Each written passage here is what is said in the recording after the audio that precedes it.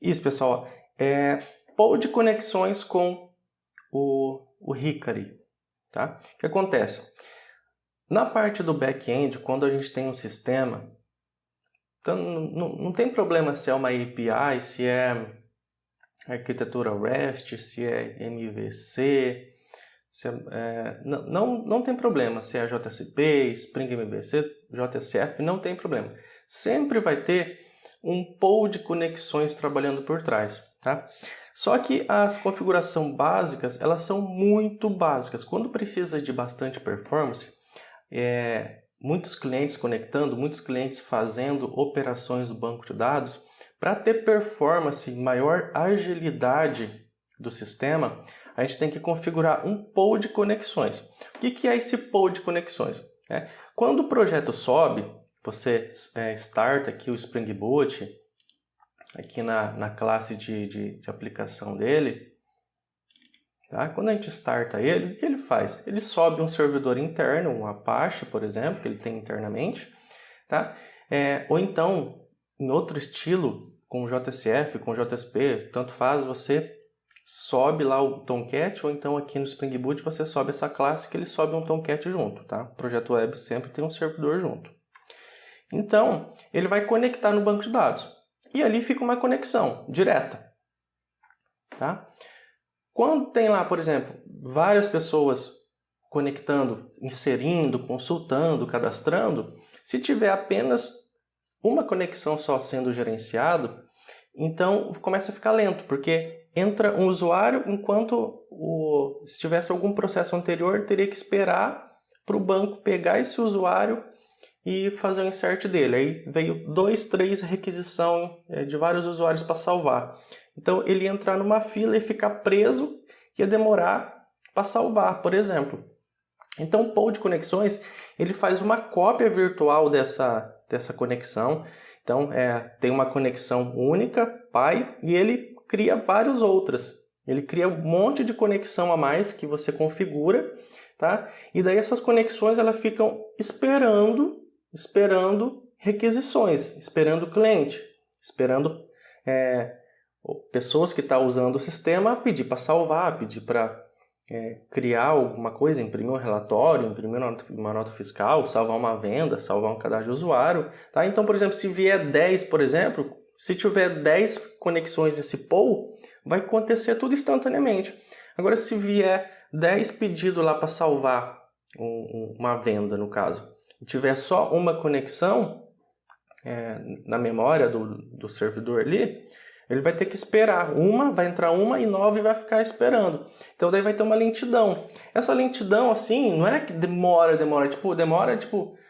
2, 3 segundos, mas já se torna muito lento quando é muitas requisições, quando é um sistema grande. Então, na parte de performance, uma das primeiras coisas além do programador saber gerenciar o código, programar para performance, existem o pool de conexão também. Existe a parte de cache também que a gente vai ver, tá? Então, assim, uma das ferramentas usadas no Spring Boot, que a integração é super fácil, é o Hikari, né? O Hiraki, o Hikari, tá? Ele é usado para gerenciar esse fluxo de conexão. Então ele cria ali várias conexões que a gente vai configurar e fica ali esperando, e quando as requisições vêm, automaticamente já salva e beleza, o sistema fica rápido. Então é para performance do sistema. A primeira coisa que a gente tem que fazer para colocar esse pool de conexões junto com o Spring Boot aqui no pool XML do Maven, a gente adicionar a dependência do Hikari, tá? Então aqui no final, como última dependência, eu vou adicionar a dependência dele. Tá? Essa daqui é a dependência dele. Você pode dar um pause no vídeo aí para você, se você quiser copiar, tá? E daí o pool de conexões a gente vai configurar aqui no Application Properties, tá? Para não ter o perigo de errar aqui, eu vou copiar o que eu já tenho aqui. Eu vou copiar aqui a primeira linha, vou colocar aqui a primeira configuração. Ó. O jogo da velha aqui serve para você comentar, para você fazer comentário aqui nesse arquivo de propriedades, tá bom? Então vamos lá. Ó. Então, Spring Data Source Hikari Connection Timeout. Então, o que esse primeiro parâmetro faz? Ó, número máximo em milissegundos que um cliente aguarda por uma conexão. Então, por exemplo, vai vir lá um cliente, vai pedir para salvar, vai vir uma requisição. O tempo limite é aqui 2, está em milissegundos, então assim, 2 segundos. No caso, 2 segundos é muito pouco, né? Então, vou colocar 20 mil. Vai ficar aqui aí uns 20 segundos, tá? Então, assim, em média aí 20 segundos, se o cliente vir e não tiver conexão disponível para ele, vai segurar durante 20 segundos, aí vai dar um erro de timeout. Se dentro desses 20 segundos tiver alguma conexão liberada, o POW vai receber essa requisição, vai continuar o processo de salvar no banco. Beleza. Tá? Outro parâmetro aqui, muito importante também, tá? Ó, número máximo de conexões inativas mantidas pelo Iraque, tá? Um conjunto de conexões, tá? Então, o que acontece aqui, ó? No caso aqui, tem lá, no pool de conexões lá, ele vai recebendo requisições. Entra lá, 10 usuários para salvar, 500 usuários para salvar. Então, ele vai crescendo. Depois, ele diminui essas conexões. Se não tiver ninguém salvando nada, não tiver ninguém usando o sistema, é esse número aqui que ele vai manter em memória, aguardando para ser usado. Tá bom? Outro parâmetro bem importante é o máximo de conexões que ele pode abrir. Então, a gente tem aqui, ó, imagina que ele pode abrir 40 conexões ali, é o máximo. Aqui, no caso, é porque eu coloquei o máximo, mas aí, tipo, não tem limite, tá? Você pode colocar aí 100, tá? Normalmente, para um sistema grande, mas grande mesmo, tá? Você pode deixar aí 40, tá?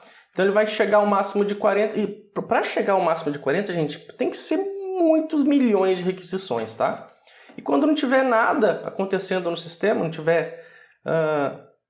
sistema não estiver sendo usado, ele vai manter ali um mínimo de conexões ali, tá? Inativas ali, esperando acontecer alguma coisa, tá? Então, tempo de conexão até, se tiver disponibilidade, roda o processo no banco, se não, dá a mensagem de timeout, tá? Número ali de conexões que ele vai manter ali inativa, esperando para ser usado. O máximo de conexões que ele pode criar.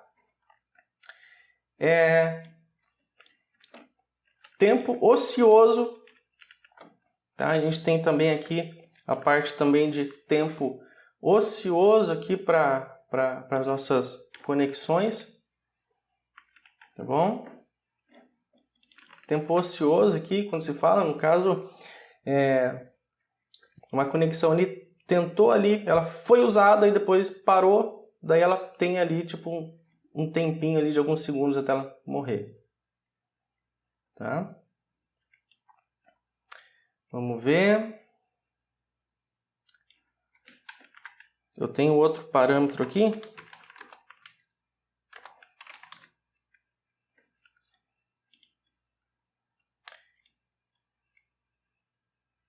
E a gente consegue dizer também se todo esse processo, se ele vai ser comitado automaticamente no banco de dados. Ó. Tem esse parâmetro aqui também, ó, salvando os dados automaticamente no banco de dados. Se o POW ele vai gerenciar automaticamente, já vai rodar no banco, vai gravar, rodar e gravar, tá bom?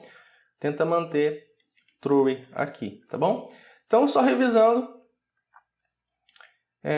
tempo que um cliente pode esperar para ter uma conexão, número mínimo de conexões ativas, máximo de conexões que vai ter no POW, tempo até uma conexão que não está sendo usada ser dispensada, não está sendo mais usada, tá? E salvando automaticamente tudo que foi rodado, ele vai salvar, tá? Então, no caso, deu tudo certo, dá um clean no projeto. Você pode parar a aula para copiar, tá bom? Eu vou deixar o projeto também anexo.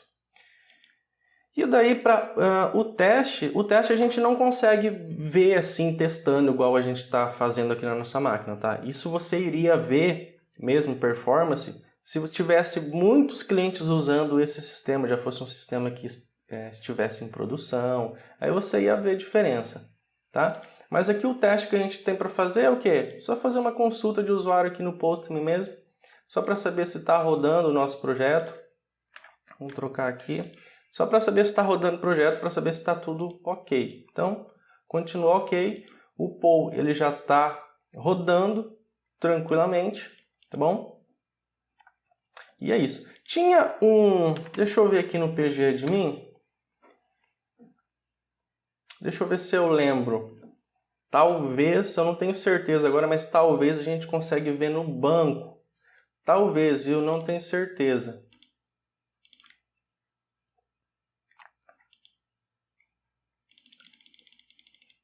Deixa eu ver.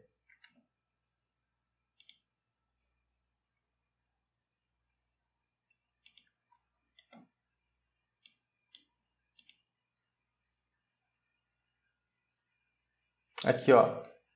Tá? Esses 10, tá vendo que tem 10 conexão aqui? 10 conexão, tá? São exatamente essas 10 aqui, ó. Que ele mantém. Deixa eu só minimizar. Isso, ó. Então, olha bem.